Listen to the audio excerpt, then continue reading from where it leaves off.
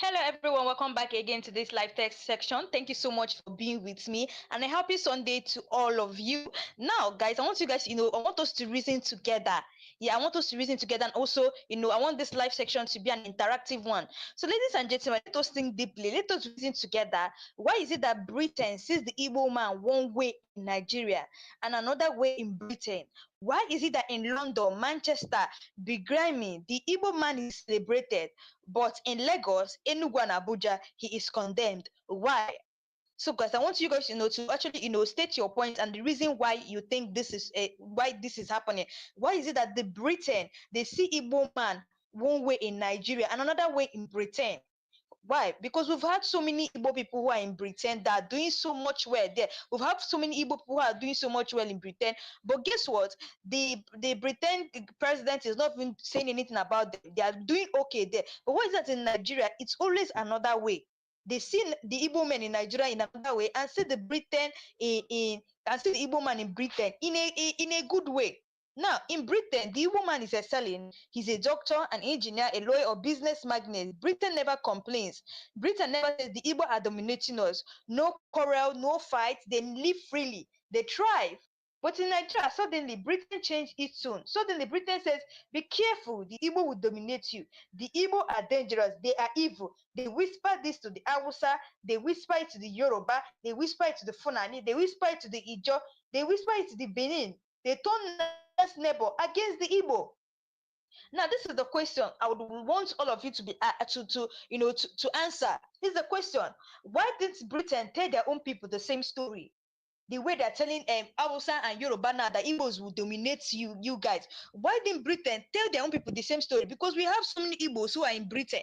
Why did they tell the Jamaicans and London that the Indians will dominate them? Why did they tell the English, the Chinese? Why did they tell the English that the Chinese will take over? Why did they tell the Scots that Nigerians are coming for their job?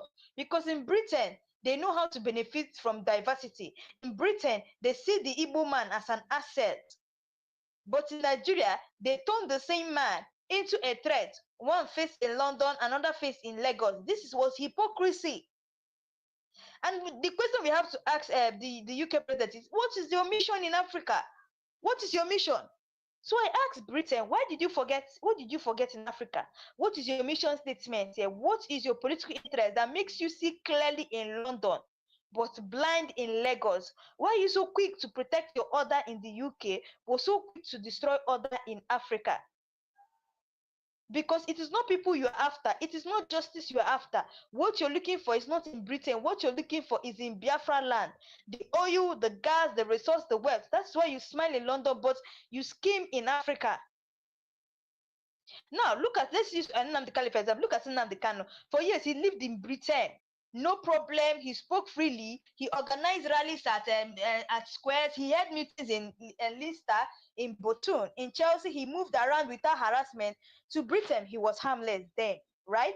But the moment he stepped his leg in Africa, Nigeria, Kenya, Ghana, suddenly Britain looks the other way. Suddenly Britain joined the game. Suddenly the man who was free in London became a problem in Africa. Why? Because the game in Africa is about resources, not the right. And that's what we need to understand here. The silence of Britain now is the voice of Canada. Let's compare Canada. Let's compare. Canada has no oil. Canada has no oil well in Nigeria. Canada has no colonial roots here. Canada only saw a little, just a glimpse of Nigeria's oppression and shouted to the world, this country is a terrorist country. This country should be proscribed. Canada spoke boldly with the little they knew. But Britain, with all the history, all the knowledge, all the control, they keep quiet, pretending not to see, pretending not to hear, pretending not to know of anything. Britain's silence is not ignorance. Britain's silence is what? Complicity. So Britain, we ask you, why two faces? Why two stories? Why two standards? In your land, the Igbo man is a saint, a builder, an asset. But in Nigeria, you paint him as a threat. The truth is simple. In Britain, diversity is your strength. In Africa, division is your weapon. And that is the puzzle we are solving today. That's the puzzle we are solving today. And we keep asking, we need to ask the Britain, what is the problem? Where are they two-faced? Once an Igbo man is in their country, they tag the Igbo man as he's doing well. They don't have problem with the Igbo man. The Igbo man is free to do whatever he wants. But once that Igbo man steps their his or her leg in Nigeria, Africa, or any other places, they turn their faces. Now, in London, the Igbo man is, you say an Igbo man is a doctor saving British lives. In Manchester, he's an engineer building bridges. He's an entrepreneur creating jobs. He's a professor teaching British children teaching British children Britain. Now, same with India, so same with Jamaica, same with Chinese. Nobody is saying these people will dominate us. Nobody is spreading fear. Britain thrives on diversity at home. But when it comes to Nigeria, Britain whispers poison. You see Britain telling people, beware of the Igbo. They will dominate you. They told the Hausa, don't trust the Igbo. They told the Yoruba, the Igbo will take over. They told the Fulani, the Ijo, the Benin, even the Efik. They said, hold Nigeria tight. Never allow the Igbos to rise. Why will Britain do such a thing? Look at Canada now. Canada has no oil well in Nigeria. Canada has no oil well in Nigeria. Canada has no colonial chains here. Yeah, the little they saw, they made noise about it. The little they saw, they came out on social media and they told us. Canada, recently on Friday, Canada released a statement whereby he said that APC and PDP was a terrorist organization and they're also corrupt. These are just the little that they know, and Canada has already spoken. But Britain knows everything in and out, but they are keeping it a secret. They don't want to say. And the Canada I'm even talking about, Canada has no oil well in Nigeria. I can fully beat my chest and say that in Britain, they have oil well in Nigeria. They have a lot of oil well in Nigeria. That's why you see, they're always afraid. They're always afraid to talk. When it comes to this Mazi Nnamdi Kanu, they're afraid to talk to Bola Ahmed Tinubu. They're afraid to face Nigerians. Now, just look at Canada. Canada has no oil well in Nigeria. Canada has no colonial chains here. Yet the little they saw made them shout, this country is dangerous and this government is a terrorist. Look at the United Nations. Donald Trump once said, what is happening in Nigeria is genocide. Even American congressmen spoke openly about the killings. Even in Donald Trump told us that he's going to start sanctioning all these corrupt judges in Nigeria. He spoke out with the little he know. But Britain looks away. UK looks away. Britain pretends nothing is wrong. Britain calls evil politics. Just take Nnamdi Kanu, for example. He lived in Britain for years. He was free, walking the streets of London, speaking at Trafalgar Square, meeting supporters in Leicester, in Bolton, in Chelsea, holding IPO programs. Nobody stopped him, nobody harassed him. But the moment this man just stepped his leg in Nigeria, suddenly everything changed. The game changed suddenly. Britain turned sharp suddenly. The same man they ignored in London became a problem in Lagos. Why? Because in Britain, he was just a man. But in Africa, he touched oil. He touched the truth. He touched power. So we asked Britain, why did you forget? What did you forget in Africa? What is your mission and your statement in Nigeria? Why do you see the Igbo man as a saint in London, but a devil in Lagos? You did not tell the Jamaicans in London that the Chinese will dominate them. You didn't tell the Indians in Manchester that the Nigerians will take over. You didn't tell Canadians or Australia living in UK that Africans will swallow their future. No, you kept quiet because in your own country you can protect others, but in Africa you can sow division. Yes, he can sow division. So let's go on. Now, there are many people that have been talking about it. Nelson Mandela told Britain, you can't support apartheid and claim to love democracy. This is what Nelson Mandela told Britain. Nelson Mandela told Britain that you cannot support apartheid and claim to love democracy. It's not possible. Fela and Nikalapo Kuti sang it loud. He said, teacher, don't teach me nonsense. He pointed at Britain's hand in Nigeria. When Fela and Nikalapo Kuti sang that song, people did not understand what he was saying, but he was pointing at Britain. He was saying, teacher, don't teach me nonsense. He pointed at Britain's hand in Nigeria because he knows that the Britons are teaching nonsense. Now, Thomas Sankara of Burkina Faso, he cried and said, the enemies of Africa are not just within, they are outside. You guys can remember very well. Thomas Sankara of Burkina Faso, he cried and said, the enemies of Africa are not just within, they are outside. And that is what we are seeing. Our enemies are outside. The British are not helping matter at all. They're the ones that made this, that created this Nigeria, but still, they're still looking away. Now, if you guys can remember, Kwam of Nkrumah of Ghana once warned Africa. He said, colonialism never left, it only was changed clothes. That is what he said. He said that because when the Britain colonized us, and after everything, they left, and that people are thinking that, oh, finally, colonialism have left and we've gotten an independence. It never left. It just changed clothes. Because tell me what is going on today. The British still have full control of Nigeria. Yes, they have full control of Nigeria, but some people don't know that Britain still have full control of Nigeria. Even the Hausa man in Kano, even the Yoruba man in Badan, even the Ijo fisherman in Bayelsa, all we are told the same British story. The Igbo will dominate you.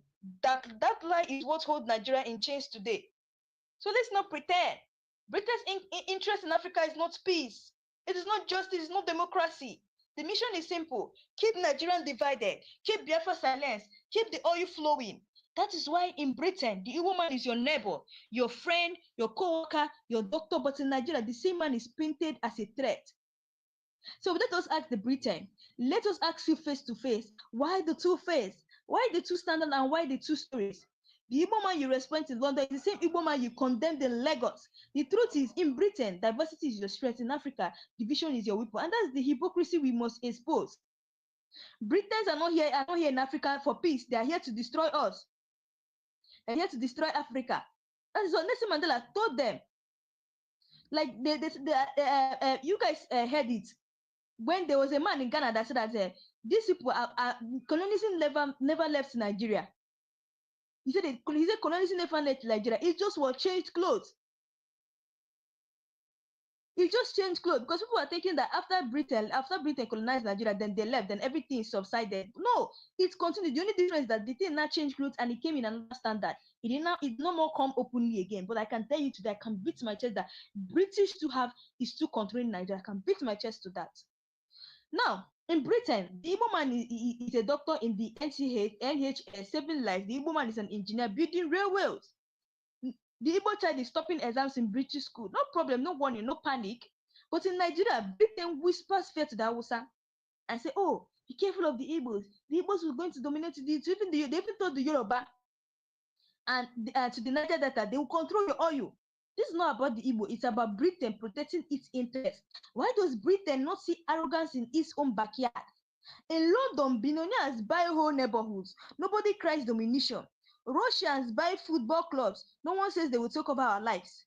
Arabs buy hotels and skyscrapers. Britain smiles and collect taxes. But in Nigeria, if the Igbo man owns 5 shops, it is called domination. If he builds factories, it is called arrogance. So the question is, why is success celebrated in UK but demonized in Africa? Nnamdi Kanu lived in Britain freely. He did his rallies, he did his programs in Bolton, Chelsea, London. No police harassment, no government interference, no court drama. All these things, he did it in Britain. But the moment this man came to Nigeria, suddenly he became a problem. Britain woke up, suddenly he was now a criminal. So who is fooling who? Why is the same man a threat in London but a threat in Lagos? Let us look at the difference.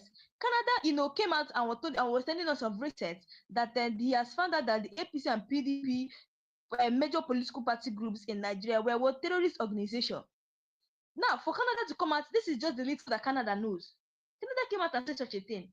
Even America, that's Donald Trump has also saying his own. These are the little they know, but they see them, they're screaming it, they're shouting it so that the whole world will know what is going on in Nigeria. But guess what? Britain knows in and out of Nigeria. Because you know why? They were the ones that colonized us. They colonized Nigeria. They know the in and out of Nigeria, but they refuse to speak. They refuse to speak. Canada shouted when they saw Nigeria politicians looting. They even banned some politicians. America raised alarms over human rights abuse. The EU sometimes voices what concerns. But Britain is quiet, silent, pretending because Britain has oil wells here. I told you guys recently on my last live that I can beat my chest and tell you guys that Britain, they have oil well in Nigeria.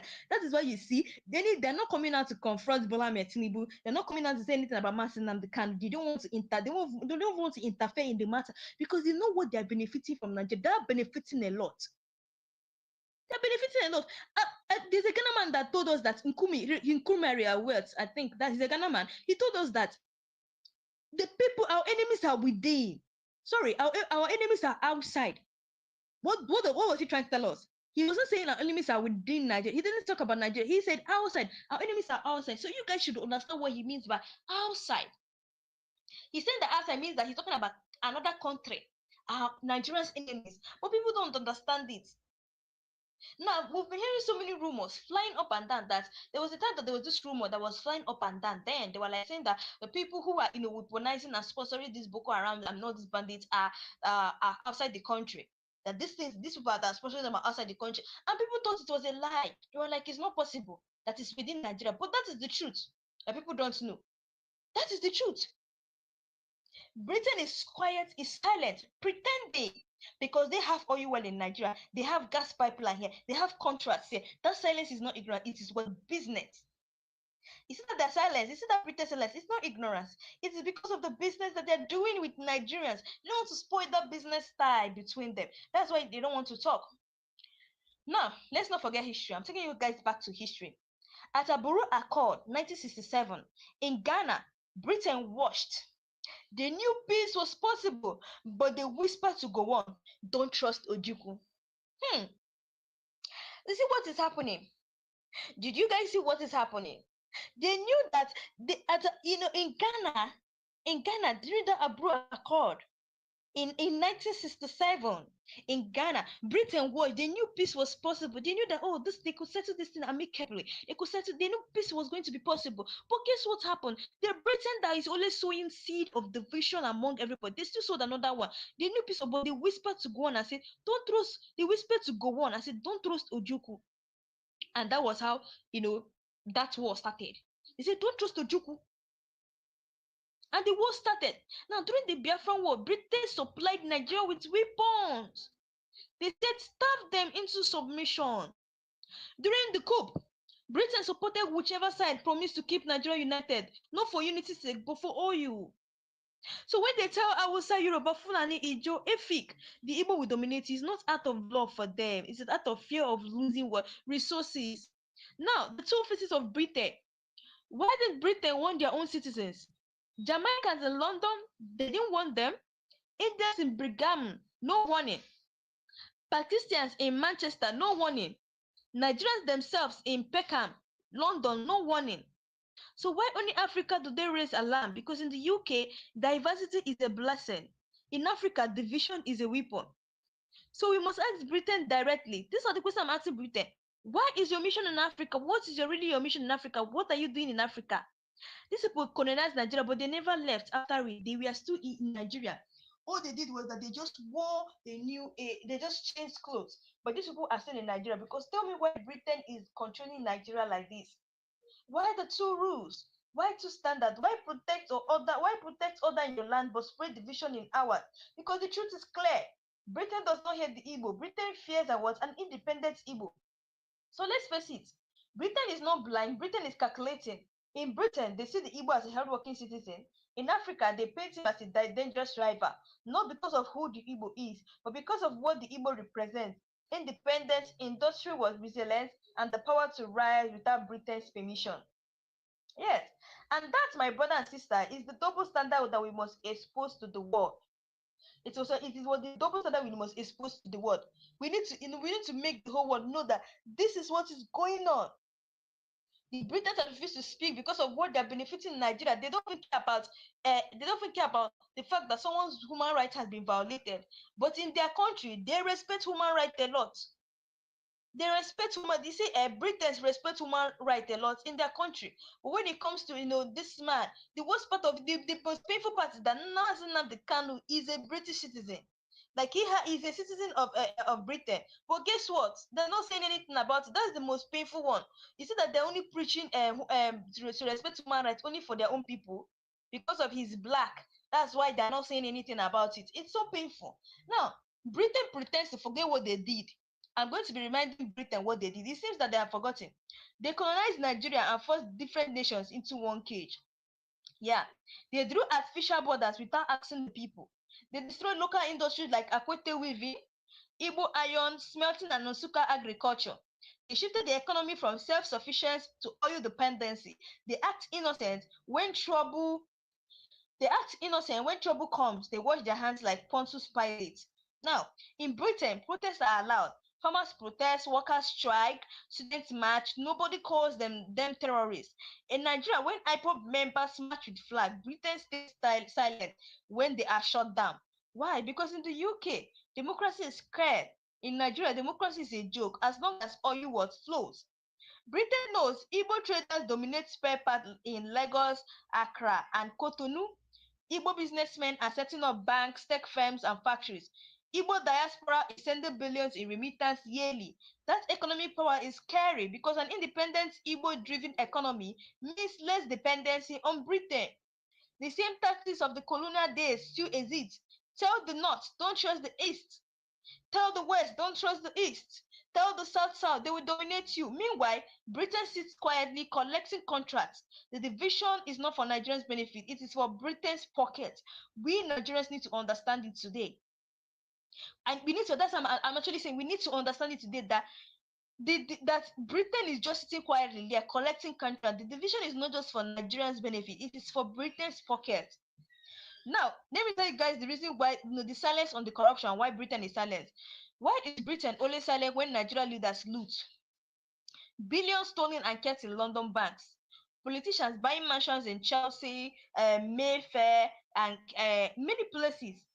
Even Abacha loot was stored in foreign accounts. Hey, so you see, that's why they're keeping quiet, because all the money that's been stolen from Nigeria, they're coming to their country, Britain, to invest it there. We've had so many cases of whereby they say, oh, billions were stolen and kept in London banks. Politicians are looting money and we don't know where they're going to be. Even Abacha, when he looted money, we found out that his money was stolen in a foreign account. Britain saw it, they allowed it because the stolen wealth kept their economy running. But they turned around to say Nigerians are corrupt, who enabled the corruption. And Britain knows the in and out of Nigeria, but they have refused to talk. They kept keeping quiet. Now, when Russia invaded Ukraine, Britain shouted sanctions. When apartheid ruled South Africa, Britain delayed sanctions because of their investments. When Nigerian massacres protesters at Lekki, Britain stays quiet. So justice is not justice. Justice is actually what business. That's one thing you need to understand. Now, the Igbo people abroad versus at home. Igbo abroad, Igbo excel. We have doctors, engineers, and professors. At home, the same Britain encourages government to frustrate them. Airports are abandoned, seaports are blocked, and roads are what neglected. Why? Because a thriving Igbo homeland means less immigration and less control. It's not just about money, it's about ideology. The Igbo man believes in self-reliance. The Igbo man believes in merit, not aristocracy. The Igbo man believes in community progress, not individual greed. This ideology threatens the British system of dependency and control. Now, I'm going to give you guys some historical examples, a historical example of hypocrisy. Harold Wilson supported Nigeria during Biafra war because of oil. Margaret Thatcher never pushed Nigeria hard on human rights. Tony Blair befriended Obasanjo while ignoring corruption. David Cameron called Nigeria fantastically corrupt, yet London banks were full of Nigerian stolen funds. Boris Johnson said nothing on Nnamdi Kanu's detention. See the pattern. They always talk, but they never act. That is it. They're always talking, but they're not acting. Now, Britain's selective diplomacy. With Hong Kong, they stood by democracy. With Korea, they stood by independence. With Biafra, they stood by oppression. Why? Because in the first two, they had no oil to protect. In the last, they had too much oil to lose. Britain's mission is not only physical, it is mental. They plant fear of domination, they erase African history from schools, they downplay Igbo contributions to science and tech. They magnify tribal differences. This psychological warfare keeps Africa divided and submissive. So why not the same in Britain? Let's ask ourselves, if Indians in Britain dominate medicine, is that a problem? No. If Nigerians in Britain dominate football, is that a problem? No. If Jamaicans dominate athletics, is that a problem? No. So why is it only in Africa that success is painted as arrogance? Because in Britain, diversity builds wealth. In Africa, unity strengthens Britain's wealth. Let me tell you guys the unfinished colonial project. Nigeria is still Britain's unfinished project. Like I told you guys that Britain they have not left Nigeria. If you're thinking that Britain have gone, Nigeria has gotten independent, we never got any independence. We are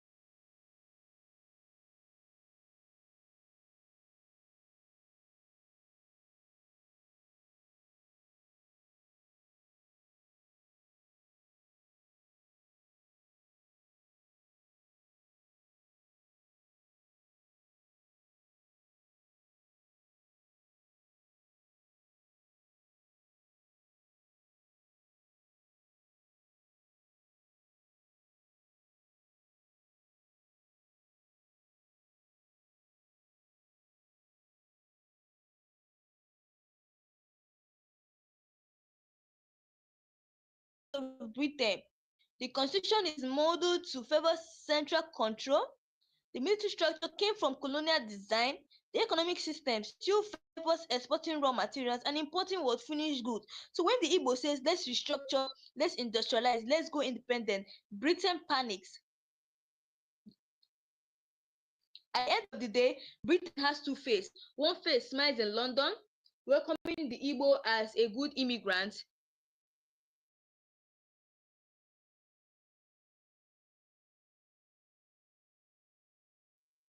One face smiles in London, welcoming the Igbo as a good immigrant. Another face frowns in Lagos, painting him as a dangerous rival.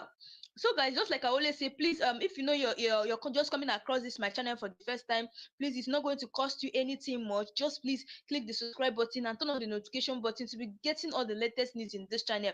And also, we use this platform to agitate for the release of Mazi Nnamdi Kanu. So please do what's up in the comment section, free Nnamdi Kanu, and also justice delayed is not justice denied, because we try to use this platform to tell the federal government and everybody in the whole wide world that Mazi Nnamdi Kanu is innocent, and be calling out all those people who know the truth but they don't want to say it. So please do where to type in the comment section, free Nnamdi Kanu, and also please do where to subscribe to this channel so that you'll be getting all the latest news in this channel. So guys, let's go on. But truth cannot be buried forever. The world is beginning to see Britain's interest in Africa has never been justice, never been fairness, never been democracy. It has always been business. And Igbo man, Ndi Igbo, represent the one thing Britain cannot control, which is resilience, independence, and unstoppable progress. That's just one thing. You see, Britain is trying all their possible best, to try to stop the Igbo, but it cannot work. Britain found out that when they were trying to colonize Nigeria, they found out that Igbos were the strongest ethnic tribe, the strongest tribe that we know they agree, that cannot just agree for anything like that. And I think that is why they hated Igbos. Now Britain is quiet because of the oil well they have in Nigeria. Many British politicians, past and present, have silent shares in Nigerian oil blocks. That's why they never condemned corruption, because the corruption benefits them.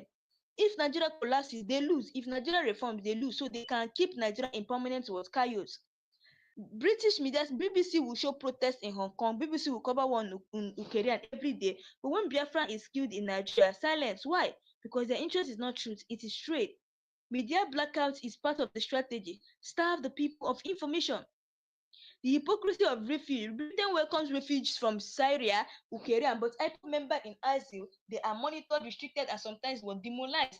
Why? Because Britain knows if they give Igbo activists freedom, their voice will shake Nigeria.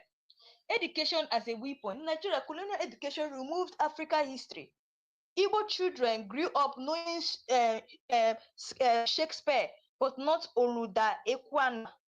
They study Queen Elizabeth, but not Nnamdi Azikiwe. That is intentional to create a generation that admires Britain more than itself. Now, Britain's selective human rights, they speak of LGBT rights, but never about the rights of IPOB prisoners. They condemn Iran for detention, but stay silent on Nigerian DSS holding Nnamdi Kanu.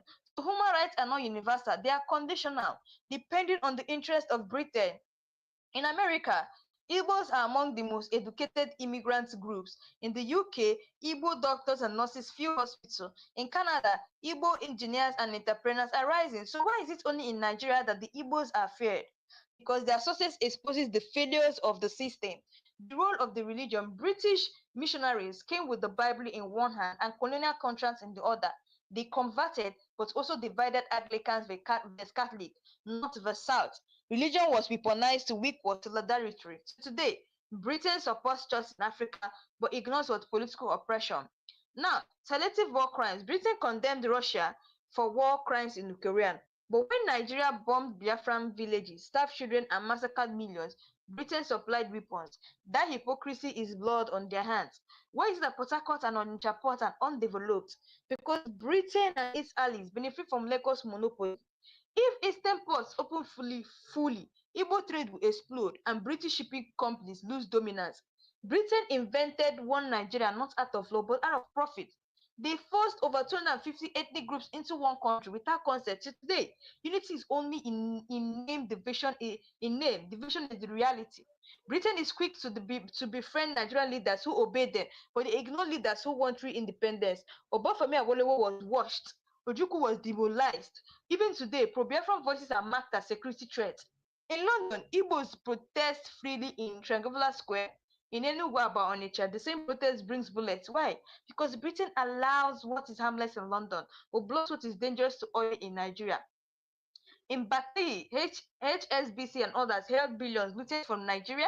These banks made profit from Nigerian suffering. When people ask for their money back, Britain says due process. But where was due process when they accepted the money in the first place? Where?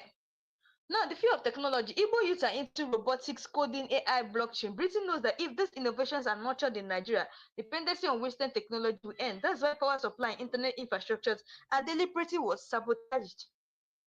Selective terrorism labels, Boko Haram, Fulani herdsmen, Britain is slow to call them terrorists. IPOB waving flags, Britain whispers extremists. Why? Because real terrorists don't threaten British oil, but IPOB threatens the very structure that Britain built. I'm telling you guys, Britain and Nigerian constitution. In 1999, constitution was military made, not people made.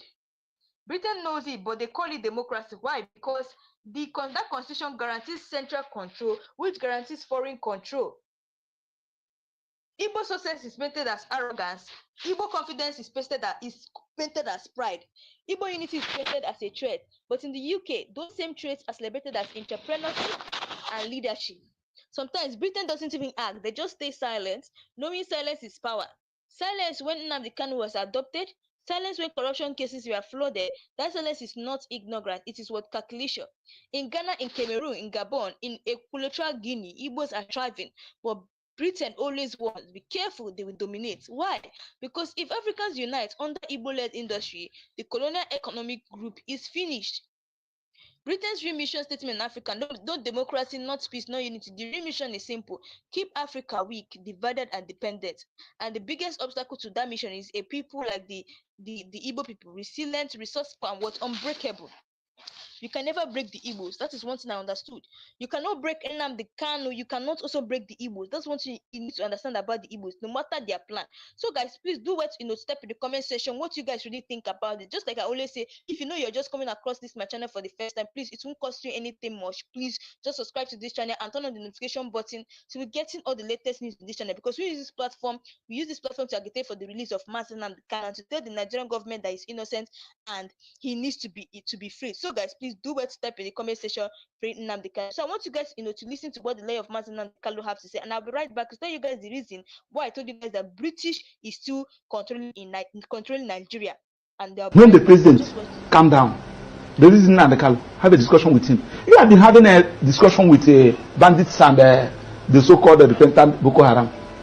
Tell me the offense of Nnamdi Kanu, because he's agitating for self-determination, which is his own constitutional fundamental rights granted to him by the Constitution and the law. Well, the government's anger is not because of the agitation, because they know that everyone has a right to agitate. But they said the way he was going about it, like and then people were being incited. Well, that's even not what I'm what of the one the wife of the president incited people during the election? The wife of the president, he incited people that Igbo should go. What of the one of Lagos said that Igbo should go and fall into lagoon? What of those that came out and said that Igbos will not vote? If you are not voting for APC, you will not vote. What happened to them? Has anybody been arrested? That Nnamdi Kanu said something, then you now term that thing he said as is a terrorist, is a crime of terrorism. You charge him for terrorism. His own lawful organization that is registered in almost all the whole countries in America and Europe and Asia, and you now came to Nigeria, you term it a terrorist organization. Now you are now saying that now that IPOB is being recognized in almost all the whole countries in America and Europe. So you are now saying that America, France, Germany, they are recognizing a terrorist organization because you don't want anybody to agitate. You want to suppress anybody. If you talk, kill him, suppress him, jail him. In a country that is predicated on constitutional governance, it cannot work like that. Okay, let's get back to the ministerial nomination of Bianca Ojukwu, because you said he took away one from Anambra and brought in another. But remember that the president took away the minister based on the KPI results that came out, which he was not even the one, that did the evaluation. It was the result given to him with which he did that, meaning that if actually the minister had performed, above board in the KPI, they wouldn't have had any reason to remove her rather. Now, still on that ministerial list, we have 48 of them, am I right? And we have 36. states in this country, including FCT 37. So apart from Southeast, that have only 5, every other region have more than 6, apart from Southeast. Now, check since 1999, we have been having series of presidents. Just okay, let's use what is going on now. The president is from where? Vice is from where? Speaker is from where? Senate president is from where? CJN is from where? Court of Appeal president is from where? National Industrial Court president is from where? Chief Judge of Federal High Court is from where? And they are saying that the people of Southeast belongs to this country. Are you sure Max, are you sure you're not? I mean, it's just like what I said too. I mean, isn't it time we started to be less sentimental about this diversity? We have to apply it now. We are saying that the only people that are qualified to hold on this position, nobody from South is qualified. On what basis? Are you saying that but the chief of Naval Staff is from the Southeast? Huh? The chief of Naval Staff? From where? I'm talking about the key position. Number 1 person, number 2 person, number 3 person, number 4 person, number 5 person. The key position, we have 3 arms of government: the executive, the judiciary, and the parliament. You can never see anybody from Southeast there. Now, the point we are talking about is that I'm not even talking about, I'm in court about lopsided appointments. Okay. I can avail that my process because I did an intensive research in that process. File it, asking court to view whether this particular appointment, whether this particular government is in line with Federal Character Establishment Act, an act of National Assembly that said that you should carry everybody along. Section 14 of the Constitution also said that you should carry everybody along. And they are not doing all these things. You are telling me that, yes, now that you have removed Kennedy Hanele and they are now brought in Janko Juku, that the people of Southeast will jubilate. Are you talking to idiots? Look at the people that you are talking about. Check, let me start with the sports. In football, the people that have made Nigeria proud are the people of Southeast. In commerce, in aviation industry, name it. In academics, they are from people of Southeast. But when it comes to power, they are not qualified. And we want them to be happy. Listen, let me tell you, like today that is Monday, go to Southeast. And my annoyance is that these things are avoidable for Christ's sake. The one at Niger, the reason and the Kanu, let us start addressing this issue. This early morning, somebody sent me a clip, something they posted, that they said from, I think they said next week, the next 2 weeks, that there will be nothing like federal courts in the whole of Southeast. What do I mean by federal courts? Federal courts, National Industrial Court is a federal court. Federal High Court is a federal court. Court of Appeal is a federal court. Now, the judges that are there, most of them are not Igbos. Majority of them are not Igbos. How should you risk somebody to go and preside in the Court of Appeal over the judicial division, Oka Judicial Division, Enugu Judicial Division? How can you appoint somebody to go and preside in Federal High Court in the Southeast, National Industrial Court in the Southeast? And you are not even thinking about all this, and the judges are not even thinking about So the point we are talking about is that when there is a problem, look for a solution. Personally, somebody like us, we are not even, I'm defending Nnamdi Kanu, one of his lawyers. So when they say so you people are not doing what you're supposed to do, the person that is calling you, don't even know him. He's using a hidden number to call you. You don't even know what you're talking about. Court. The only thing that is that you went to court and you were unable to bring Nnamdi Kanu out. You're not even safe. Okay, Maxwell, let me ask you this, because from what you're saying, I've also heard IPOB many times deny, allegations of being involved in some of the killings that happen in the Southeast and some of the, the ills that we see in the society. Even the sit-at-home in question, IPOB has also claimed that he has not asked anybody to sit at home. Get my point. So the point I'm making is that from what you're saying, it would look as if what you're actually trying to say is that it's because Nnamdi is being held, yes, that is why the ills in the society in the Southeast has escalated. Does it have anything to do with him? That is what you're saying. Do you know why? Nnamdi Kanu, IPOB is his initiative. He established it, he organized it.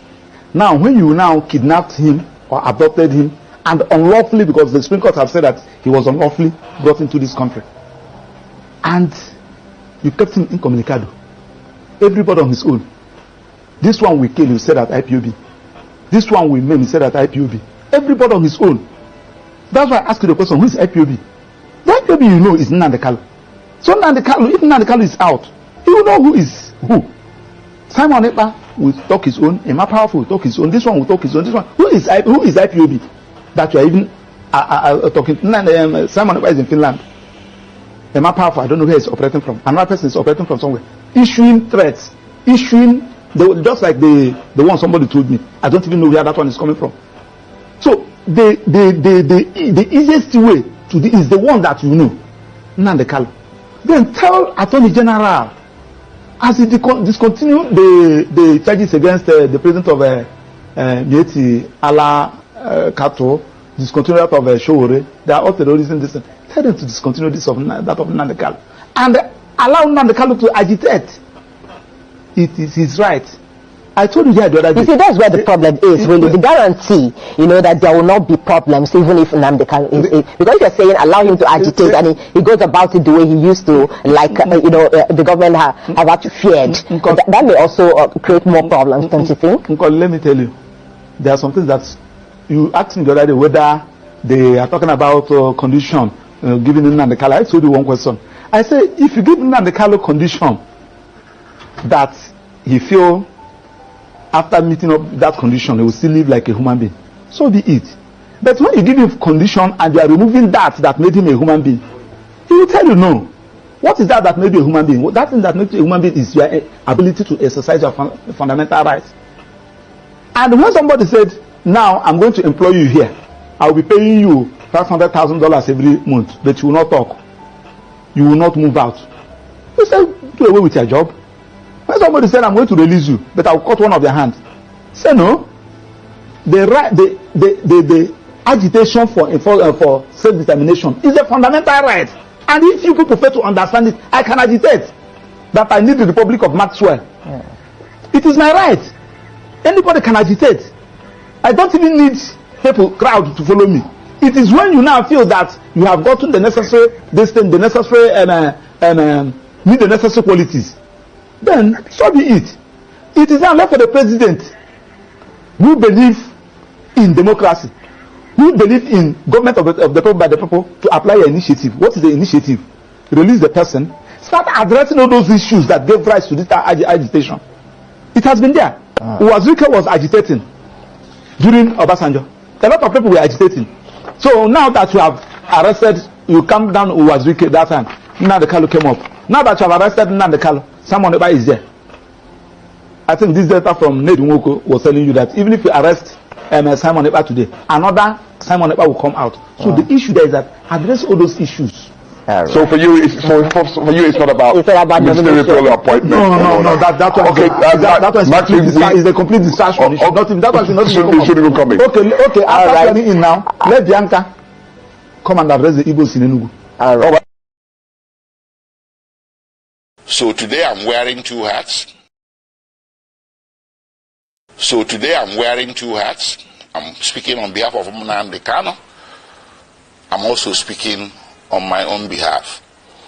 My name is Aloy Ejimako.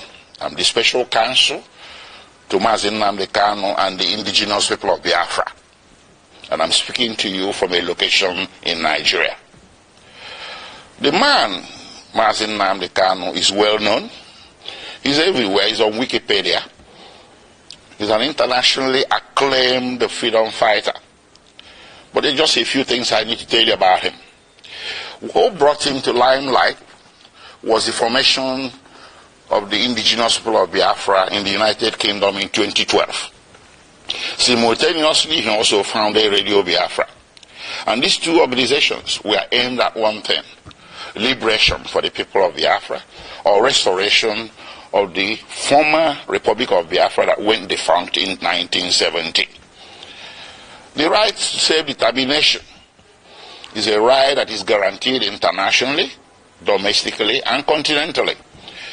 It's within the black letters of Nigerian law at Article 20 of the African Charter on Human and People's Rights. The right to self-determination is guaranteed. So the formation of IPOB did not break any law. Not laws of United Kingdom, not international law, not Nigerian law.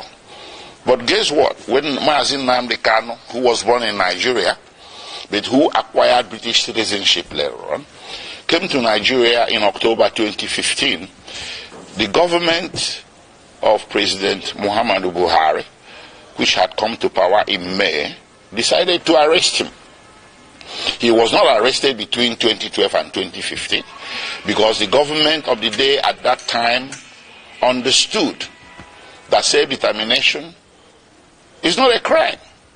But the government that came into power in 2015 in May decided that self-determination is going to be treated as a criminal activity. So he was arrested in Lagos. He was charged for treason, also for insulting the president and illegal importation of radio equipment. 3 charges. The treason one, they split it into 2, treason by himself and treason by conspiracy. This thing went on from 2015 until April 2017, when he was eventually granted bail. So he was detained for nearly 18 months. After granting him bail, he returned to his ancestral home in the southeastern part of Nigeria, and he was enjoying his bail when suddenly, between 10 September and 14 September 2017, the Nigerian army, without any justification whatsoever, levied lethal, massive military operations against Mazi Nnamdi Kanu's ancestral home. That day, he was sitting at home with so many people, his family members, including his 2 elderly parents. The attack was lightning, it was a bleak range, it was massive, and it was not the type of an attack you will expect a national military force to levy on a civilian location. But they did. At the end of the day, 28 people lost their lives. Mazi Nnamdi Kanu sustained injuries. His parents sustained injuries as well, but somehow, by the grace of God, they all managed to escape. From there, the rest is history. And because there was a national and international manhunt for him by the security forces, which rules of engagement was to shoot, not to maim. If you see Nnamdi Kanu, if you encounter him anywhere, shoot not to maim. Not to maim, but shoot to kill. That's what they went there to do on 10 September, but they didn't succeed. But it went on. They went on in a manhunt. So Nnamdi Kanu was forced to flee the municipal boundaries of Nigeria in search of safe haven overseas.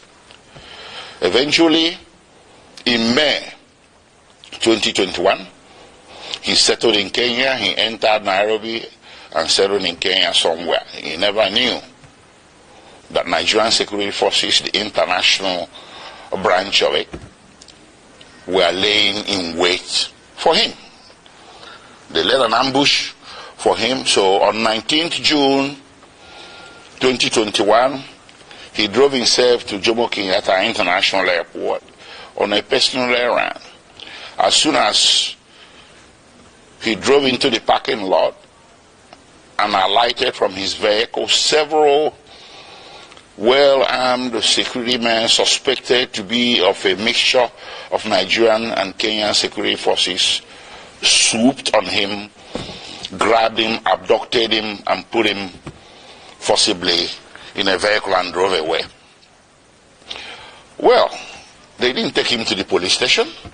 They didn't take him to immigration because he was a foreigner. He should have been taken to immigration.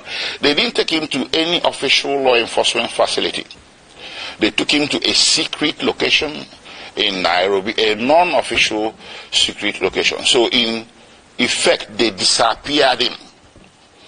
And they kept him at that secret location for a whole 8 days. And those 8 days he endured horrendous torture. All these are matters of record between the various tribunals and courts before whom this matter has been brought. I cannot begin to give you all the details.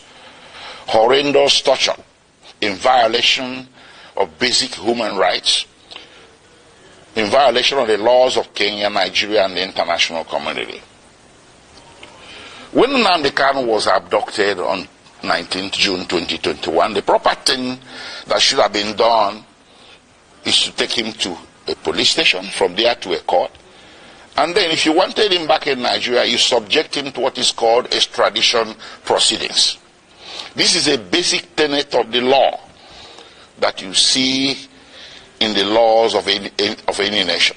Kenya has an Extradition Act to which Mazi Nnamdi Kanu should have been subjected. But guess what? They didn't do that. They rather disappeared him for 8 days, tortured him to their heart's content. And on 27th June, they secretly brought him out from this location and took him through the back doors, evading Kenyan immigration, direct to the tarmac of Jomo Kenyatta International Airport, Nairobi, where a private plane was waiting. They bundled him into the plane, chained him to the chair, and everything. He endured 5-6 hours flight from Nairobi to Kenya in the most excruciating circumstances. They arrived in Nigeria late in the evening and the plane flew back to Nairobi.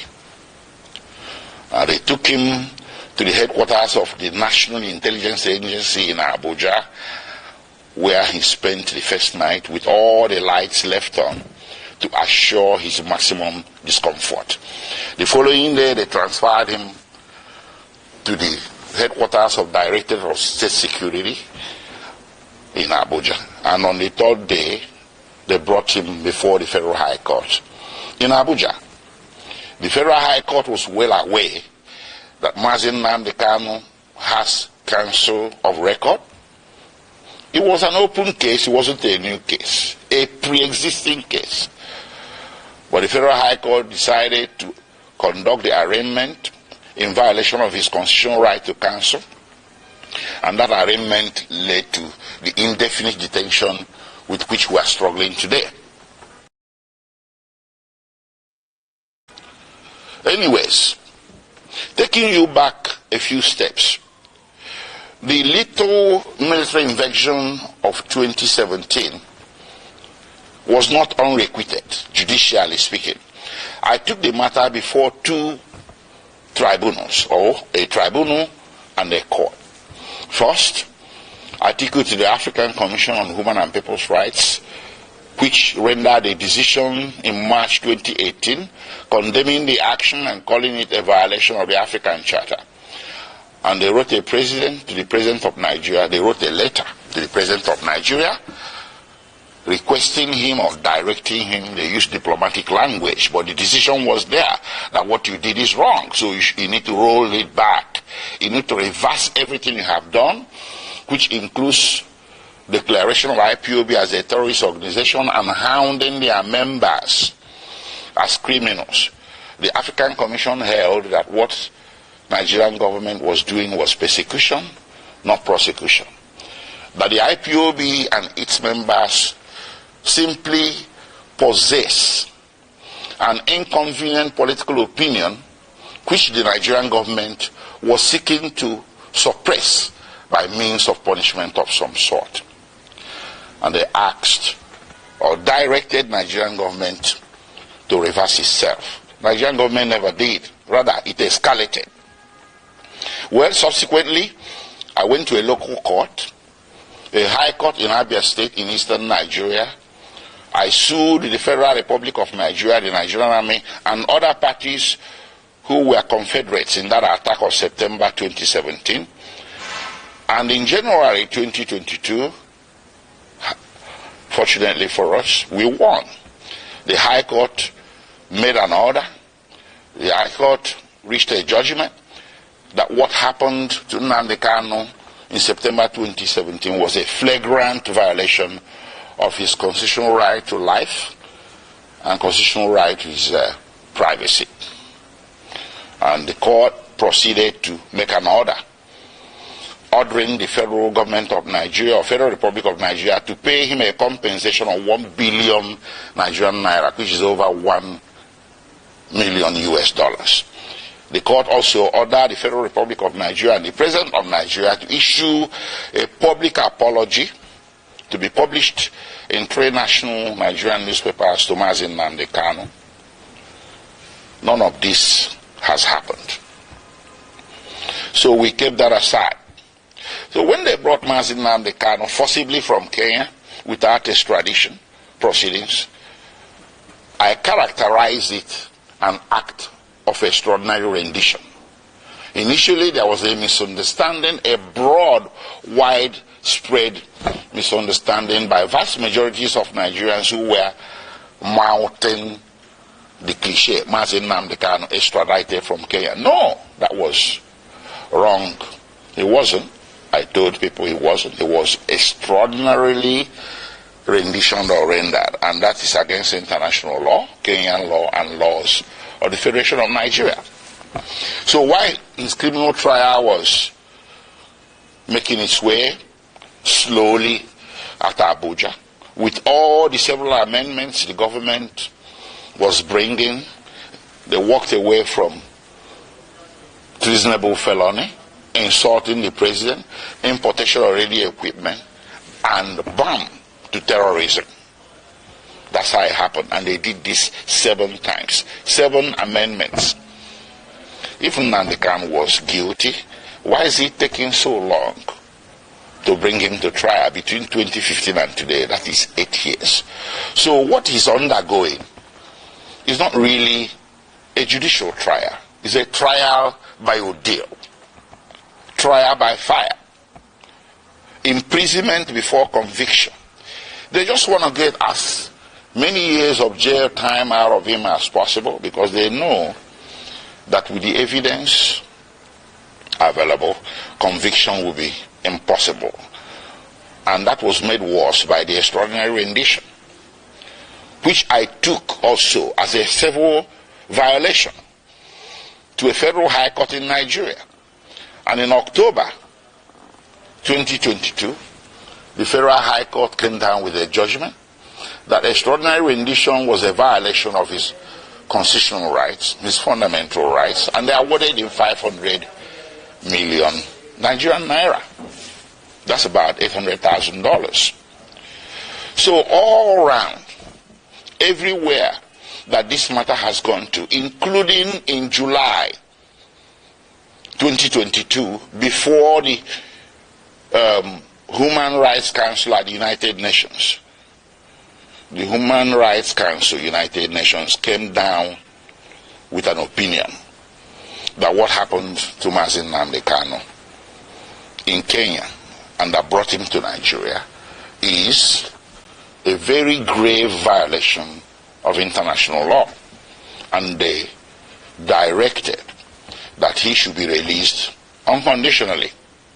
And of course, the Court of Appeal in Nigeria did come down with a similar judgment in same October 2022, discharging Mazi Nnamdi Kanu of all charges and bearing any further trial of his person in any court in Nigeria as a consequence, as a direct consequence of the extraordinary rendition.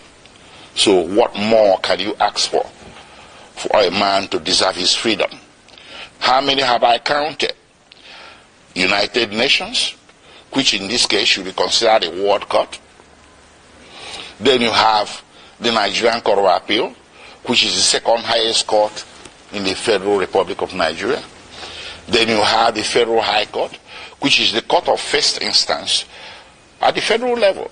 And of course, you have the State High Court that awarded him 1 billion Nigerian naira.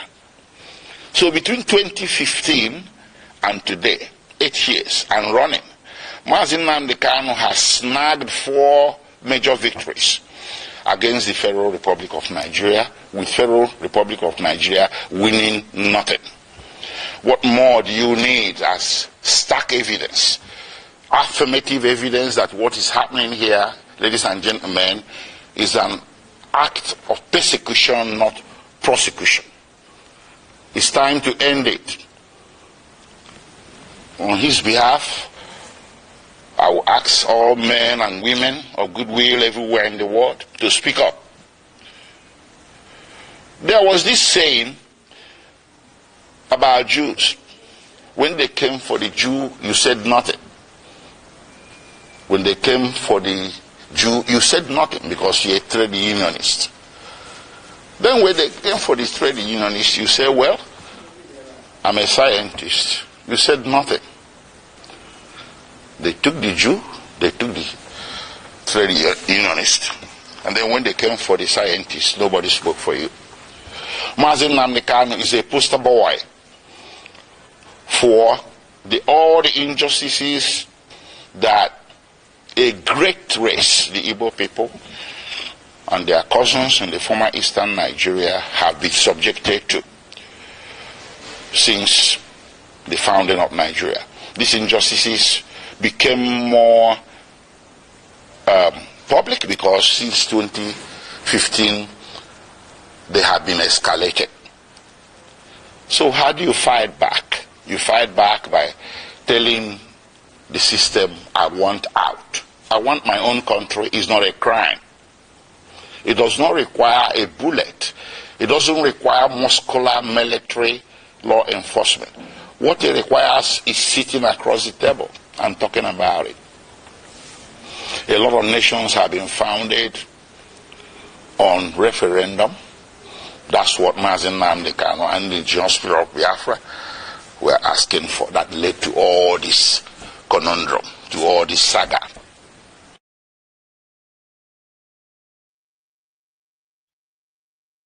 So guys, you guys have listened to what really happened.